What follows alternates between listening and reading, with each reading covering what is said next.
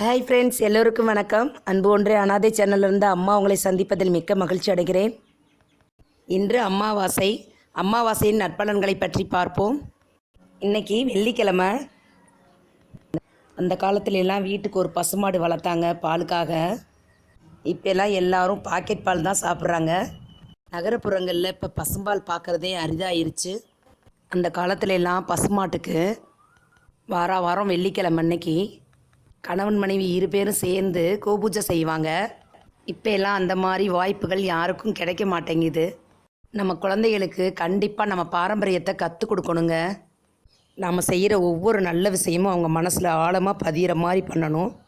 அப்படி நம்ம செய்கிற ஒவ்வொரு நல்ல விஷயங்களும் அவங்க கற்றுக்கிட்டாங்க அப்படின்னா அவங்க வாழ்க்கைக்கு ரொம்ப உதவியாக இருக்கும்.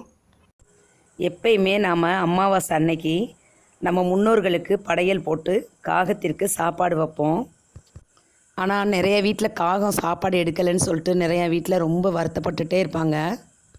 நீங்கள் அமாவாசை அன்னைக்கு படையல் போடும்போது பசுமாட்டுக்கும் சேர்த்து ஒரு இலை போடுங்க. நம்ம வீட்டில் எத்தனை தழுகையோ அதையும் போட்டுக்கங்க. காகத்துக்கு ஒன்று பசுவுக்கு ஒன்று வச்சுருங்க. அடுத்து முன்னோர்களை வணங்கி முடிச்சுட்டு காகத்துக்கு நீர் விழாவி சாப்பாடு வச்சுட்டு வந்துடுங்க. அதுக்கு அப்புறம் நம்ம பசுமாட்டுக்கு நிறை செம்பில் தண்ணி வச்சு அதில் மஞ்சள் குங்குமம் போடுங்க. நம்மள்கிட்ட தீர்த்தம் எதுவும் இருந்தாலும் ஊற்றிக்கலாம். ஒரு பாத்திரத்தில் ஒரு டம்ளர் பச்சரிசி, கொஞ்சம் மண்டை வெல்லம், கொஞ்சம் எள், ஒரு ஏலக்காய் போட்டுக்கோங்க. அதோட உங்கள்கிட்ட வாழைப்பூவோ வாழைக்காயோ இப்படி ஏதாவது ஒன்று இருந்தால் சேர்த்துக்கங்க.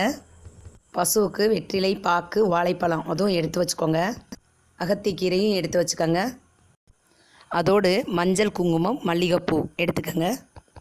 இந்த பூஜையை நம்ம பசுமாட்டுக்கு தான் செய்யணும்னு இல்லை, எந்த பசுமாட்டுக்கு வேணாலும் செய்யலாம். கோவிலில் இருக்க பசுமாட்டுக்கு கூட கொடுக்கலாம்.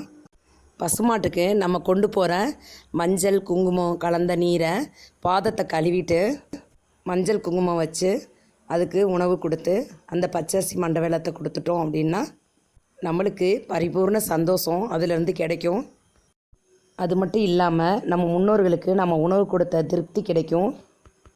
கண்டிப்பாக நீங்கள் இதை மாதிரி செய்யும்போது முன்னோர்களின் ஆசீர்வாதமும் நமக்கு நிச்சயம் கிடைக்கும். நம்ம முன்னோர்களுக்கு தர்ப்பணம் செய்யணும். அப்போது தான் நம்ம சந்ததியினர் எந்த குறையும் இல்லாமல் வாழ்வாங்க. முன்னோர் சாபம் என்று ஒவ்வொரு குடும்பத்துக்கும் உண்டு. நாம் அவர்களை நினைத்து மாதம் எள்ளும் தண்ணீரும் இறைத்தோன்னா நமக்கு பூர்வ புண்ணியம் பேசும். நாம் தொட்டது துலங்கும். தயவு செய்து எல்லோரும் கடைப்பிடிப்போம். நம்மை வாழ வைத்த தெய்வங்கள் நம் முன்னோர்கள். அவர்களை நினைத்து வழிபடும் போது அவர்கள் நம்மை வழிநடத்துவது நமக்கே தெரியும். அதே போல் ஒரு சின்ன விஷயம், நம்ம வீட்டு நாயோ அல்லது பக்கத்தில் எங்கேயாவது நாய் இருந்தாலோ அதுக்கு ஒரு தயிர் சாதம் அல்லது நம்மால் முயன்ற அளவுக்கு ஒரு பிஸ்கட்டோ முறுக்கோ இப்படி ஏதேனும் அந்த நாய்க்கு நம்ம கொடுக்கும்போது நம்மிடம் உள்ள தீமைகள் அனைத்தும் விலகும். அவங்கவுங்க வசதியை பொறுத்து நீங்கள் உணவு கொடுங்க. பற்றாக்குறை உள்ளவங்க உங்களால் இயன்ற அளவு செய்யுங்க. அன்று ஒரு நாளைக்கு ஒருவருக்காவது மனதார உணவு கொடுத்து மகிழுங்கள். இப்படி நாம் செஞ்சு வந்தோன்னா நம்மளுடைய 7 தலைமுறைகளும் நம்மளை வாழ்த்துவார்கள். நீங்கள் செய்யும் காரியம் அனைத்திலும் பிறரின் சந்தோஷத்திற்காக செய்யுங்கள். நீங்கள் யாருக்கும் எந்த வகையிலும் சிறு துன்பத்தை கூட தராதவாறு வாழுங்கள்.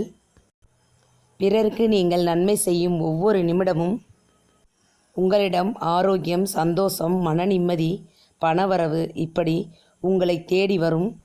நம்மால் எல்லோருக்கும் உதவி செய்ய முடியாதுங்க. ஏன்னா ஒவ்வொரு தனி மனிதர்களுக்கும் எத்தனையோ பிரச்சனை இருக்குது. இருந்தாலும் நம்மால் முயன்ற அளவுக்கு எல்லோருக்கும் செலவே இல்லாத அன்பை ஒன்று மட்டும் கொடுப்போங்க. அப்படி நாம் அன்பை கொடுக்கும்போது அவர்கள் உயர்ந்த இடத்தை அடைவார்கள். காசு பணம் இல்லாத இந்த அன்பு ஒன்று மட்டும்தாங்க யாருக்கும் கிடைக்க மாட்டேங்குது. தயவு செய்து இந்த உலகத்தில் வாழும் எல்லா ஜீவராசிகளுக்கும் நாம் அன்பை கொடுப்போம், அன்பை பெறுவோம், சந்தோஷமாய் ஆனந்தமாய் வாழ்வோம். இந்த உலகத்தில் அன்பு ஒன்று மட்டும்தாங்க அனாதையாக இருக்குது. நாம் பிறக்கும் போது எதையும் கொண்டு வரலை. அதே போல் நம்ம போகும்போதும் எதையும் கொண்டு போகிறது இல்லை. அதை ஒன்றை மட்டும் நம்ம மனசில் நினச்சிக்கிட்டு நாம் வாழும் வரை பிறரை சந்தோஷப்படுத்துவோம். இந்த வீடியோ உங்களுக்கு பிடிச்சிருந்தா லைக் பண்ணுங்கள், ஷேர் பண்ணுங்கள், சப்ஸ்கிரைப் பண்ணுங்கள். மறக்காமல் பெல் பட்டனை கிளிக் பண்ணுங்கள், கமெண்ட் பண்ணுங்கள். வாழ்க வளமுடன், வாழ்க பல்லாண்டு. நன்றி, வணக்கம்.